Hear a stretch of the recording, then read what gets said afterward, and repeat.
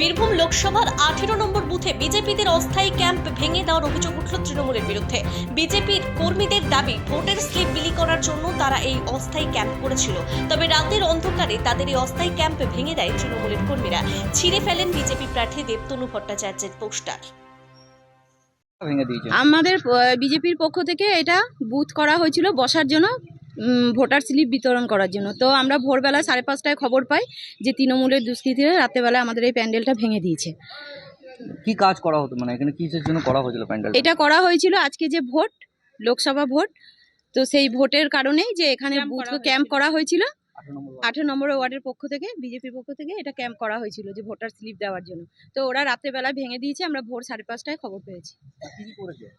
এইখানে দেখুন প্যান্ডেল যা ছিল সব ভেঙে দিয়েছে। দেবতনুদার যে ব্যানার ছিল সেটাকে ছিঁড়ে দিয়েছে।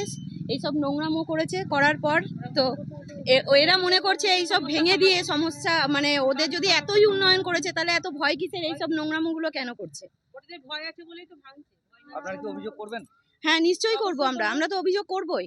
কি নাম আপনার? আমার নাম সুপ্রিয়া ফুলমালি। এখন তাহলে ক্যাম্প কিভাবে করবেন? এখন আমরা টেবিল পেতে করব। আমাদের এরকম ভাঙাই থাকবে। আমাদের এটা ভাঙাই থাকুক, কিন্তু আমরা এখানেই করব। আটকাতে পারবেন? না, আমাদেরকে আটকাতে পারবে না।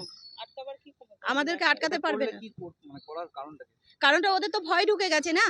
ও ভালো করেই জানে যে এই ওয়ার্ড থেকে ও লিড পাবে না, সেই ভয়ের কারণে ভয় ভীতি হয়ে এইসব নোংরামোগুলো করছে।